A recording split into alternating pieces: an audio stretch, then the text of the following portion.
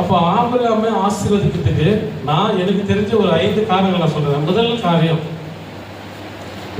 காரணம் என்ன தெரியுங்களா? முதல் காரணம், தேவனுடைய அழைப்புக்கு அவர் என்ன பண்ணாரு? கீழ்ப்படிந்தார். தேவனுடைய அழைப்பு எதனா இருக்கட்டும், எத்தனை வருஷம், 75 வருஷம் ஒரு தேசத்துல என்ன பண்ணாரு? வாழ்ந்தாரு. 75 வயசு வரைக்கும் வாழ்ந்துட்டு 75வது வயசுல என்ன பண்றாரு? எடுத்துக்கலாம் நீங்க அப்படின்னா டவுட் எடுத்துங்க. 12:4 எடுப்பான். ஆதியாகமம் 12:4. கர்த்தர் ஆபிரகாமுக்கு சொன்னபடியே அவன் புறப்பட்டு போனான், லோத்தும் அவனோடு கூட போனான். ஆபிராம் ஆரானை விட்டு புறப்பட்ட போது 75 வயது உள்ளவனாய் இருந்தான். எப்போ ஒரு அழைப்பு? எப்போ பாருங்க, ஒரு இடத்துல ஒரு 10 வருஷம் ஒரு நாள் வாழ்ந்துட்டு அந்த இடத்த விட்டு போகும்போது என்ன பண்ண முடியாது? நம்மளால எல்லாத்தையும் விட்டுட்டு போகிறதுக்கு நம்மளால என்ன பண்ண முடியாது?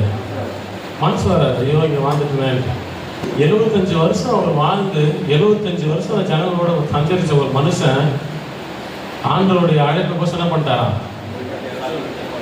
விட்டுட்டு அவர் வாரத்து கிளம்பி என்ன பண்ணிட்டாரு?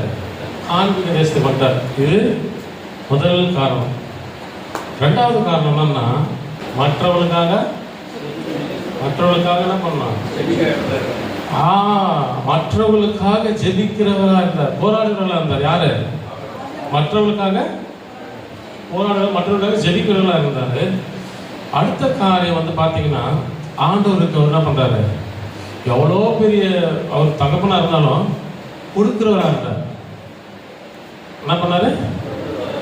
அவரு நான் வந்து விசுவாசத்துல நான் தான் வல்லவன், நான் தான் வந்து இந்த அப்புறம் என் ஆசீர்வாதத்துக்கு நான் தான் எனக்கு நான் ஏன் கொடுக்கணும் மற்றவங்களுக்கு அவர் நினைக்கல. என்ன பண்ணார்? அவர் கொடுக்குறவர்களா இருந்தார்.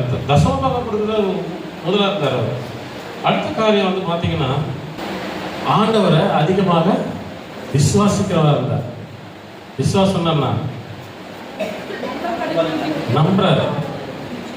நம்பத்துக்கு எதுவுமே இல்லை, ஒன்றுமே. இங்கே வந்து இப்போ வந்து இந்த பில்டிங் இடிஞ்சீங்கன்னா ஓடுற நான் சொன்னால் நீங்கள் ஓடுவீங்களா? ஆனால் போயா எங்களுக்கு இதே வேலை என்ன பண்ணுங்க, இங்கே தான் உட்கார. கடைசியாக அடுத்தவருக்கு விட்டு கொடுக்கறதுல என்ன பண்ணாரு? விட்டு கொடுக்குறதா இருக்கிறார். அடுத்தவருக்கு விட்டு கொடுக்குற. இப்போ முதல்ல நான் சொன்னேன் கீழ்ப்படுத்து. 2வது, 3வது ஆண்டவருக்கு தசமபாகம் கொடுக்கிறார். அடுத்தது வந்து விசுவாசம் வைக்கிறார். அடுத்தவருக்கு விட்டு கொடுக்கிறார். அப்ப இந்த 5 காரணங்கள் பிரதானமா இருந்தது வாழ்க்கையில்.